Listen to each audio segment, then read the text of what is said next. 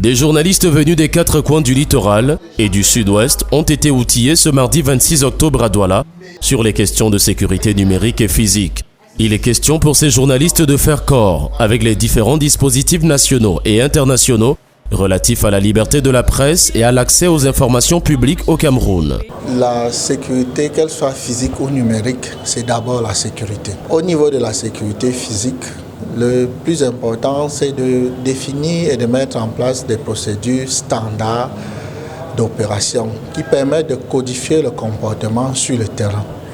La sécurité numérique, quant à elle, se résume quasiment seulement au bon usage que l'on fait des technologies de l'information et de la communication et aux outils que l'on peut utiliser pour la protection de la liberté de la presse. Cette rencontre de renforcement de capacité, initiée par l'ONG Un Monde à Venir, a donné lieu aux participants de parcourir de nouvelles méthodes de sécurité recommandées, dans un contexte où le journaliste est de plus en plus exposé et la profession est davantage risquée. Comme son métier est de rechercher, traiter et diffuser l'information, sa sécurité peut être engagée tant par les différentes parties prenantes qui voudraient soit l'utiliser pour leur propagande, soit l'utiliser contre d'autres manipulations de la presse. L'enjeu est donc énorme. Les constats sont clairs. Il faut agir pour protéger le journaliste et la profession au Cameroun, livré à toutes sortes d'intempéries et de risques énormes,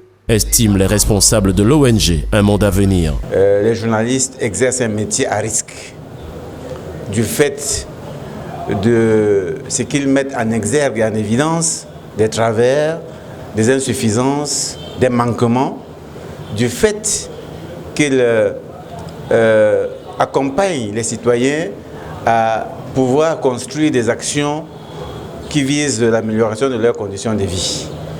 Et donc, du coup, ils sont considérés, n'est-ce pas, comme des acteurs de nuisance pour ceux qui gouvernent.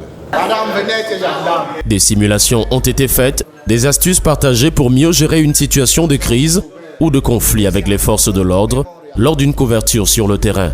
Des mots justes ont été trouvés par ces historiens du présent pour informer la hiérarchie et solliciter une intervention d'urgence pendant une arrestation ou une garde à vue. Des moments intéressants que les journalistes n'ont pas manqué d'apprécier. Le journaliste est constamment exposé dans son métier, donc il est important qu'il sache comment se protéger contre les intempéries. Ça peut être son information qu'il a peut-être mal reçue, une information qu'il a peut-être mal transmise et que ça ait des répercussions sur son métier de journaliste. We actually learned a lot of things about security. There's international law and national law that protects us as journalists, and many journalists are not aware. That is why they always find themselves in situations of insecurity. They always find themselves in situations of conflict. So we're actually educated on using social media to propagate good information. Parler maintenant de la sécurité physique et sécurité numérique et le niveau et la qualité des exposés que nous avons reçus permettent de comprendre effectivement avec aisance que nous devons continuer à se former et continuer d'apprendre.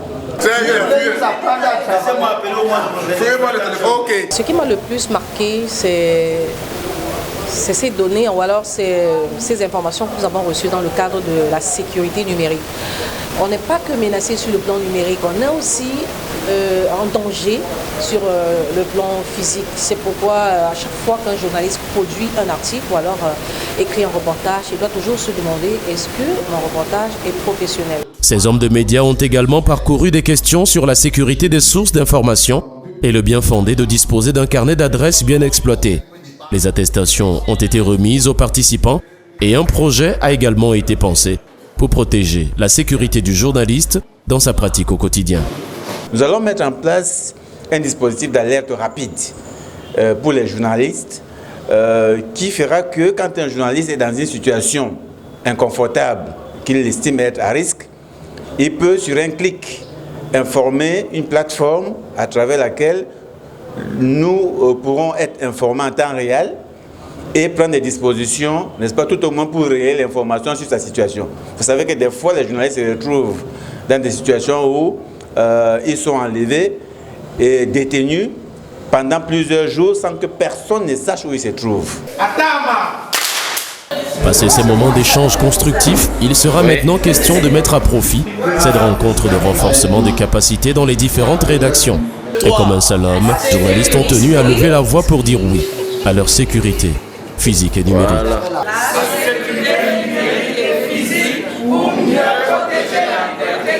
Acclamation s'il vous plaît.